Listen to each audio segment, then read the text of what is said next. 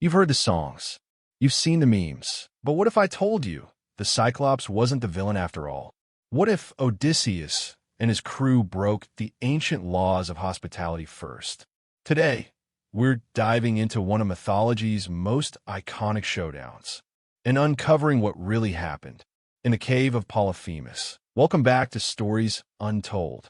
If you love deep dives into the legends behind your favorite shows and songs, make sure to like, subscribe, and ring that little bell. All right, let's open the gates of ancient Sicily and step into the darkness of a Cyclops' lair. Polyphemus wasn't just any monster. He was the most famous of the Cyclops, giants with a single eye in the center of their forehead. But here's the twist. He wasn't just some brutish beast. Polyphemus was a demigod, the son of Poseidon, ruler of the sea, and Thoosa, a sea nymph. In Ovid's Metamorphoses, Polyphemus is portrayed with surprising depth. He falls in love with a sea nymph named Galatea, but is consumed by jealousy when she chooses another, a mortal named Assus. In a tragic rage, Polyphemus crushes Assus beneath a boulder, not just a monster, but a heartbroken, lonely soul. So when we meet him again in Homer's Odyssey, we're stepping into the life of a Cyclops who's already been shaped by loss, isolation, and divine power. Before we go further, you need to understand one key idea. Xenia. In ancient Greece, Xenia was the sacred law of hospitality. Hosts had to welcome strangers, feed them, protect them. Guests, in turn, had to show gratitude and respect. Breaking Xenia wasn't just rude. It was an offense against Zeus himself. In Epic, the musical, we see Odysseus and his men enter Polyphemus' cave and help themselves to his sheep. That is a violation of Xenia. They don't wait for the host. They assume he's a monster and take what they want. But in Homer's Odyssey, that's not what happens. Odysseus and his men wait. They explore the cave, see the food and livestock, but they don't touch anything. They sit down and hope the Cyclops will honor Xenia. And when Polyphemus does return, he slams a boulder across the cave's entrance, trapping them. Then he grabs two of the men and smashes them against the stone. Just like that, the hospitality has been broken, not by Odysseus, but by the host. Odysseus knows brute force won't work. This Cyclops is massive, and the cave is sealed tight. So he uses his mind. He tells Polyphemus his name is nobody.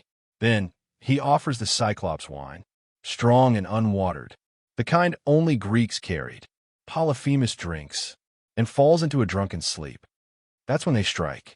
Odysseus and his remaining men heat the end of a massive wooden stake and drive it into the Cyclops' single eye, blinding him. The Cyclops screams, calls for help.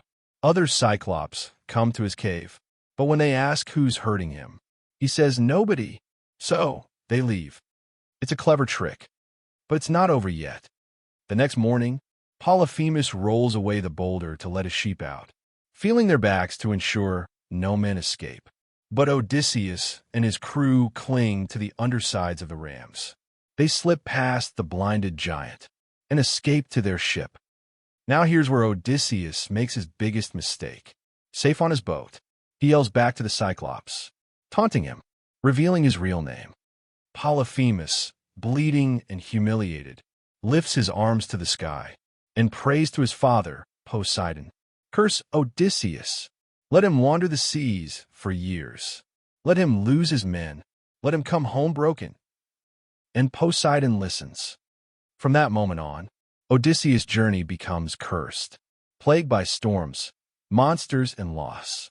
All because he couldn't resist bragging. Epic, the musical makes some bold changes. In the song Polyphemus, Odysseus breaks Xenia first. He and his men take the sheep, taunt the Cyclops, and act like invaders. This flips the moral script. It paints Odysseus as the aggressor and Polyphemus as a protector, grieving over the loss of his flock. It adds a modern layer, asking, what if the monsters weren't monsters at all? What if the stories we tell are told by the victors? So, who was in the wrong? The original Odyssey shows Polyphemus breaking sacred rules and eating men alive. But Epic challenges that view, asking whether Odysseus' pride and assumptions made him the villain of this tale. Maybe, just maybe, this wasn't a tale of good versus evil, but a story of broken customs, blurred lines, and the cost of pride. If this made you rethink the Cyclops, drop a comment below. Team Odysseus or Team Polyphemus? And if you want more deep dives into the myths behind the music, don't forget to like, subscribe, and follow for more epic breakdowns right here on Stories Untold.